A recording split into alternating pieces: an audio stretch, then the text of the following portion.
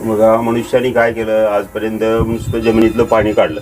पाणी 400 फूट खोल बोर मारले, 300 फूट बोर मारले. त्याच्यामुळे काय झालं, पाण्याची पातळी आपली खाली गेली. आणि ही पातळी भरून काढण्याचा कुठल्याही माणसाने विचार केला नाही आजपर्यंत.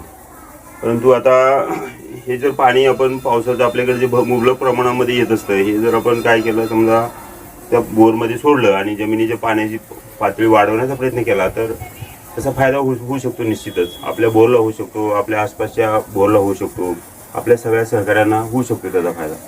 त्यासाठी ही साधी आणि सोपी सिस्टीम आहे. आपल्या घरातलं जे काही गच्चीवर जमा झालेलं पाणी आहे, हे सरळ आपण काय करायचं, फिल्टरच्या माध्यमातून बोरमध्ये आणून सोडणे. हे सोपा मार्ग आहे. आता हे कसं आणलं हे जर आपण सुरुवातीपासून बघूया. काय करत असतो, खाली एका पाईपामधून खाली घेत असतो. असं एका ठिकाणी आपण काय केलं, याला असं आउटलेट घेतलेलं आहे, इथलं आउटलेट. हेच आउटलेट आपल्या फिल्टरला काय इनलेट केलेलं आहे आपण.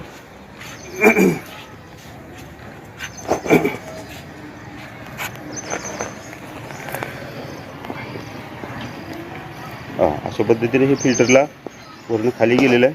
सोप्या पद्धतीने म्हणलं तर एका ठिकाणी आउटलेट घेतलं तर सोपं पडतं सगळ्यात. हे सुरुवातीला उन्हाळा झालेला असतो, त्यामुळे सगळ्या घरामध्ये गच्चीवरती कचरा असतो.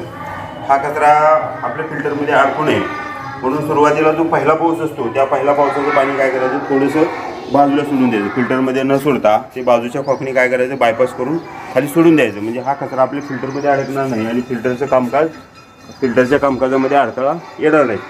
त्यासाठी सुरुवातीचं पहिलं पाणी जे आहे ते थोडं बाजूला सोडून द्यायचं. त्याने गच्चीवरून आलेलं पाणी आपण काय केलं, खाली घेतलेलं आहे फिल्टरला.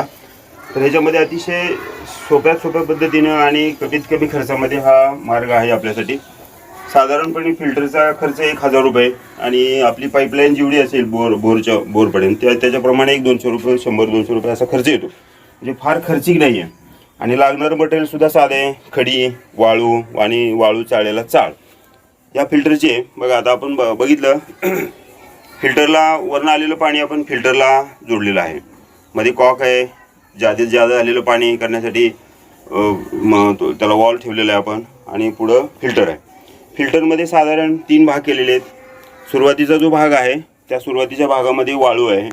मधल्या भागामध्ये वाळू चाळलेला जो मध्यम साईजचा चाळ असतो तो चाळ आहे. आणि शेवटच्या टोकाला खडी आहे. मग खडीच्या टोकाकडनं आपण काय केले, ते तसंच पुढं ह्याला जोडले, आपण बोरला जोडलेलं आहे. ज्या वेळेला सुरुवातीला येणारं पाणी असतं ते आपण त्या पहिल्या कॉकमधून फिल्टरचा कॉक बंद ठेवून जे सोडून दिलं, तर कचरा फिल्टरमध्ये अडकत नाही आणि फिल्टर आपल्याला 4 महिने व्यवस्थित काम देऊ शकतं. मग सुरुवातीचं पाणी आपण सोडून दिल्यानंतर कॉक चालू करायचा आणि पाणी त्या बोरमधून, ह्या फिल्टरमधून खाली येऊ देत राहायचं. साधारणपणे हे आपण 4 महिने जरी पावसाळा धरला तरी 4 महिन्यामध्ये आपल्याला फिल्टरची काही अडचण येत नाही. आणि समजा मध्येच आपल्याला तसं वाटलं, फिल्टर चोकअप झालं वाटलं, तर हे थोडंसं मध्ये हे वापरायचं नाही, चिटकवायचे नाहीत पाईपा.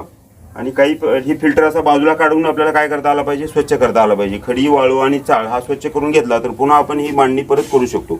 आणि दर वर्षाच्या सुरुवातीला उन्हाळा संपताना आपण हे जर स्वच्छ करून घेतलं तर मग 4 महिने आपल्याला काही अडचण येत नाही.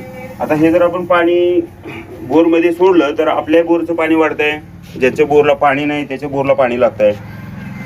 आपल्या आसपासचे काही बोर असतील तर आसपासच्या बोरला सुद्धा काय होतं, पाण्याचा साठा वाढतो. त्यामुळं आपल्यालाच नाही याचा फायदा, तर आपल्या शेजाऱ्या पाजाऱ्यांना, आपल्या आसपासच्या, आपल्या परिसरातील सगळ्या लोकांना फायदा आहे. एकूण जमिनीतली पाण्याची पातळी वाढवण्यासाठी हा मार्ग आहे. हा जसा आम्ही केलेला दिसतोय असा प्रत्येकाने करावा, याच्यातून प्रत्येकाला फायदा होईल. आणि एकंदरीत जमिनीची पाण्याची पातळी जी खाली गेलेली आहे ती पाण्याची पातळी आपल्याला वर आणण्यासाठी मदत होईल. तर ही एक चळवळ म्हणून असं सगळ्यांनी हाती घेतली तर जमिनीच्या पाण्याची लेवल आपल्याला वर वाढवण्यासाठी हा त्याचा निश्चितच फायदा होईल. तर हे असं करावं अशी सर्वांना नम्र विनंती.